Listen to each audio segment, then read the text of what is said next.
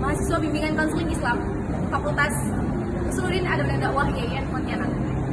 Hari ini saya akan menjelaskan tentang mata kuliah pembinaan kemasyarakatan dengan judul model-model pembinaan kemasyarakatan. Selamat menyaksikan.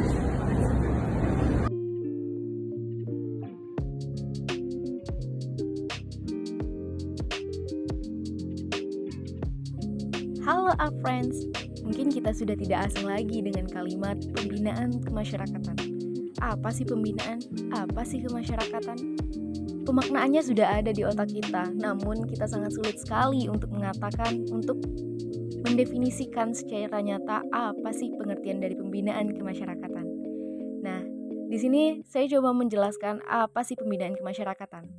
Pembinaan kemasyarakatan merupakan sebuah upaya untuk meningkatkan kesadaran, partisipasi, dan kualitas hidup masyarakat. Pembinaan kemasyarakatan merupakan salah satu program pemerintah dalam meningkatkan serta mengelola lembaga dan sumber daya manusia agar lebih baik dan bekerja sesuai dengan harapan. Pembinaan kemasyarakatan dapat dilakukan dengan berbagai cara, melalui pelatihan, rapat, lomba-lomba, peringatan hari besar, dan lain sebagainya. Kemudian, tujuan dan manfaatnya apa, friends? Tujuannya adalah untuk meningkatkan kemampuan dan kemandirian masyarakat dalam berpartisipasi aktif untuk pembangunan dan meningkatkan kualitas hidup mereka. Selanjutnya, model-model pembinaan kemasyarakatan. Model pembinaan masyarakat merupakan suatu pendekatan atau cara dalam meningkatkan kualitas sosial dan kemasyarakatan di suatu wilayah, friends. Model ini berfokus pada penanganan permasalahan sosial dan pengembangan keberdayaan masyarakat, termasuk di dalamnya peningkatan kualitas pendidikan, pemberdayaan ekonomi, kesehatan, lingkungan hidup, dan lain-lain sebagainya. Selain itu, model pembinaan kemasyarakatan adalah suatu metode atau pendekatan dalam pembangunan masyarakat yang bertujuan untuk memperbaiki kondisi sosial dan ekonomi masyarakat.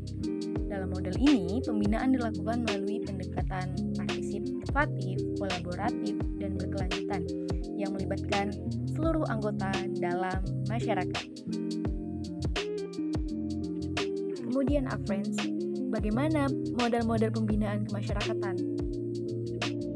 Yang pertama, ada model penyuluhan.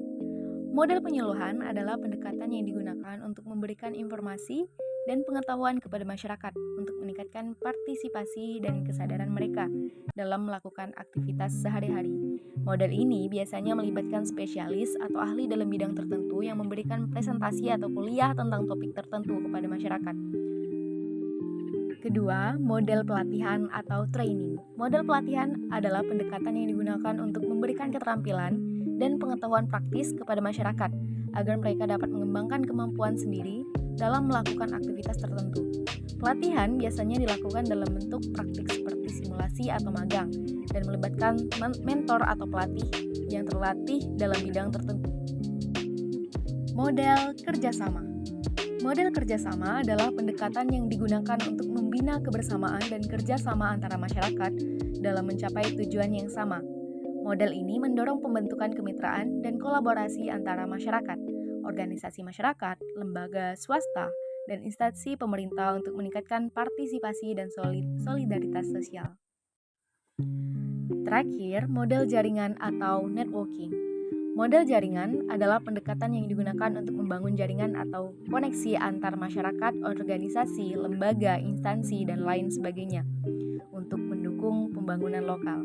Model ini mendorong pertukaran informasi, keterlibatan aktif, dan kolaborasi antara anggota jaringan. Contoh dari model ini adalah jaringan pengelolaan lingkungan, jaringan pengembangan, pariwisata, dan lain sebagainya. Beberapa model pembinaan kemasyarakatan yang dapat diterapkan antara lain. Yang pertama, model partisipasi.